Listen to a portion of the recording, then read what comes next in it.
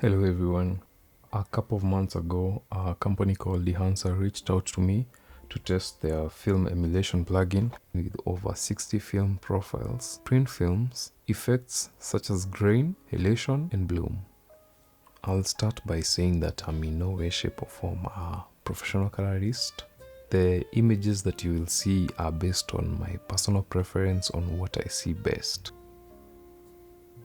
I captured these images in the Blackmagic Pocket 6K, and that's why in our first CST node we are moving from a color space of the Blackmagic to a DaVinci White Gumwood color space.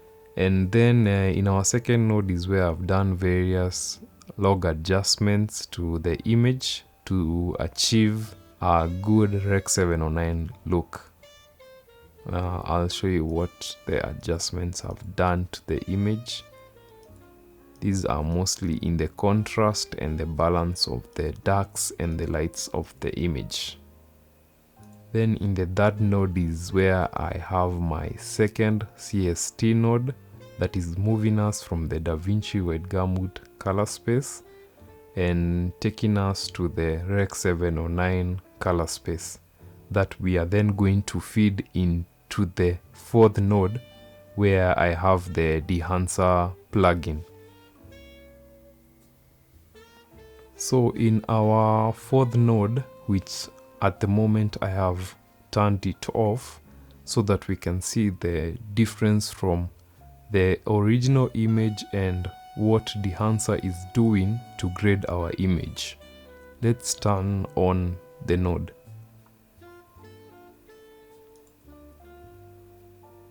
So this is with it on, this is with it off. And let me zoom in a bit. So this is on, off, on, off. And let's see what Dehancer offers. So in the first feature that we find in the node is Dehancer allows you to input a source color space, which in our case is the Rec 709, since that is what we had output in the third node, which is here. By default, Dehancer has this on Rec 709, which works with many videos, including most of the ones that you will shoot on your mobile phones. So when you use Dehancer, its default source color space is going to work with majority of your videos.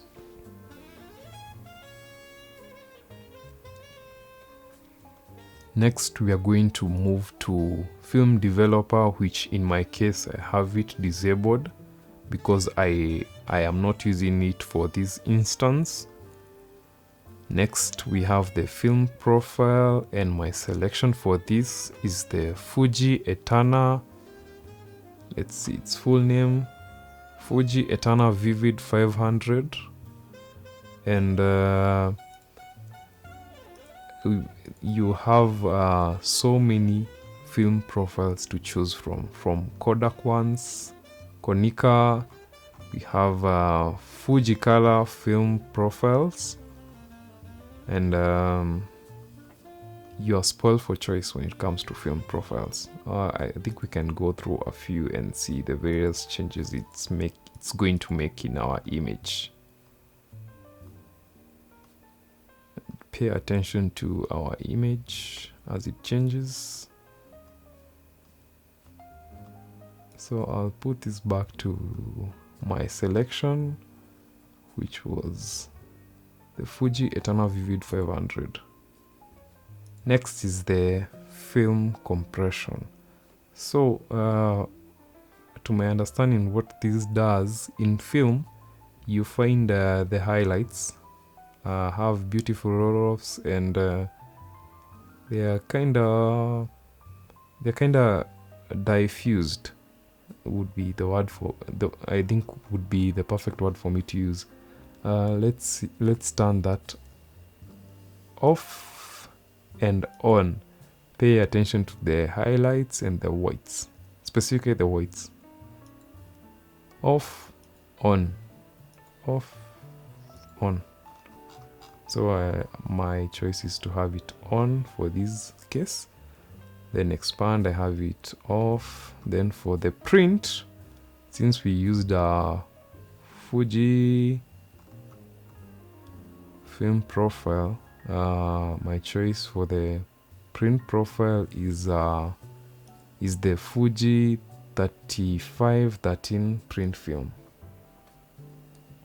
Then you have various adjustments such as the saturation and the color densities. Next we have the color head, which I have it disabled. Film grain, my selection is the 35 ISO 50. Let's have a look at the various changes that we can observe with the various grain profiles that you have to choose from. I'll leave it, I'll actually choose this one. I'll have it at ISO 500 since my film profile is 500. So I'll have the green at 500 as well. Next is the halation. So halation, I don't know why I have it enabled, but I'll turn that off because I'm going to show you an example where halation applies. Bloom, I have it on. What bloom does also, what bloom does, my description would be, if you've used a Pro Mist filter, it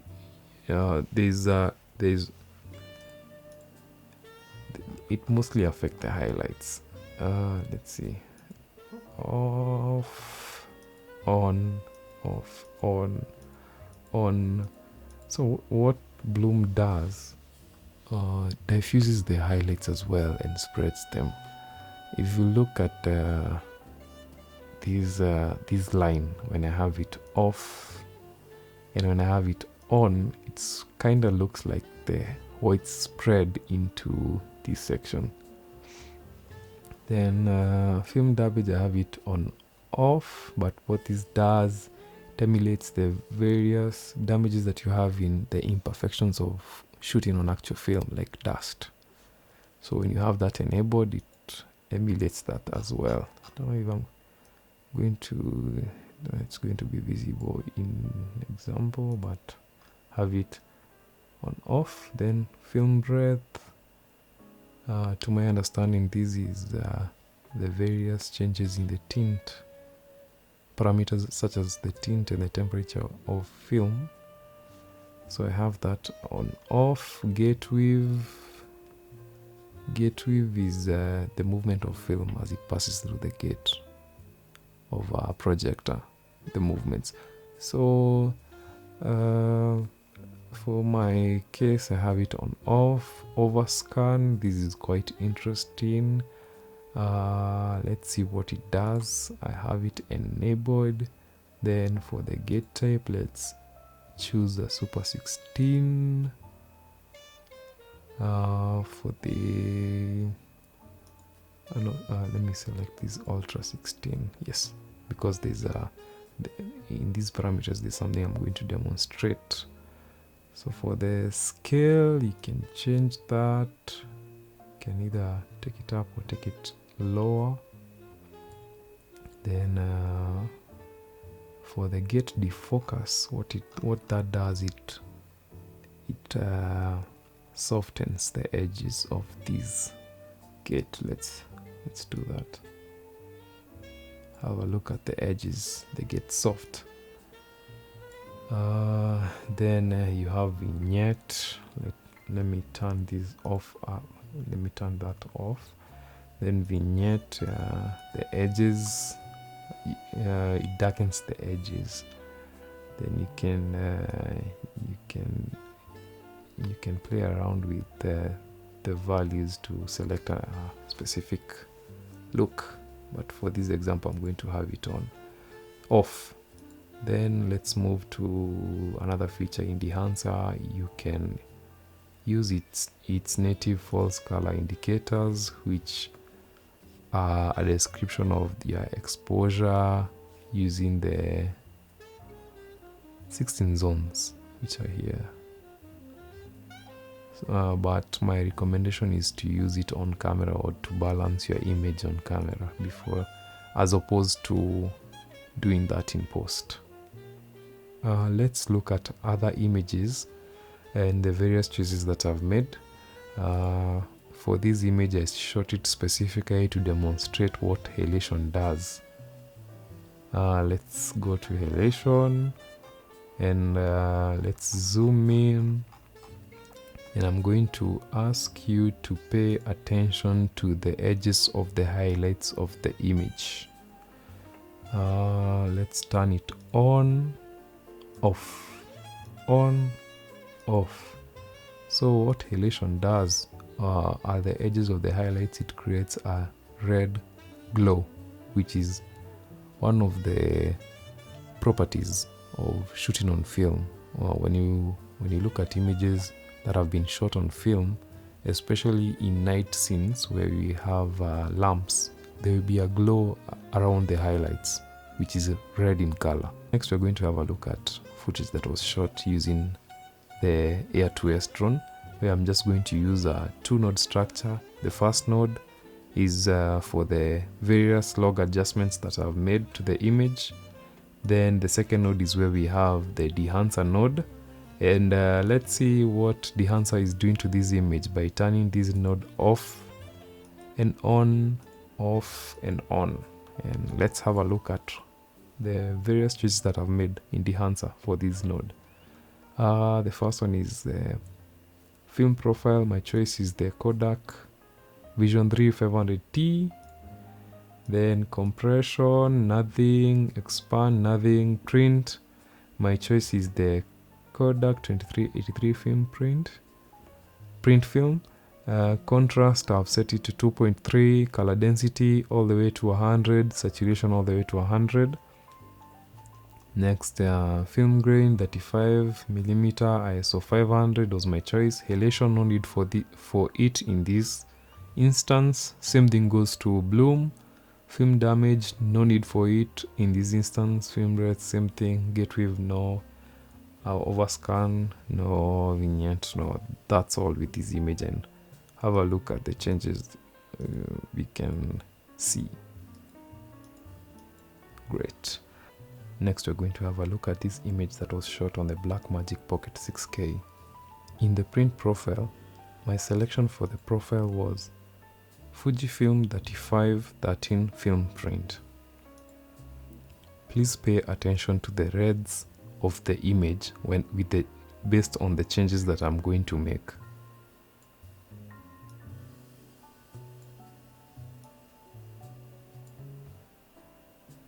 Moving the two sliders, color density and saturation, I've achieved a look in the reds that is close to film. One challenge that I find with Dehancer has to do with its price. For a lifetime license, it's going to cost you close to $450, which I believe for upcoming creators and students, it's going to be a challenge for them to raise that money to get the plugin. If you can afford this plugin, it's a very good investment and I will still highly recommend it. If you've loved the review and want to buy Dehancer, use my code MIANO10 in the description to get 10% off your purchase of Dehancer. I hope you've enjoyed this video and learned something in the process. Thank you so much.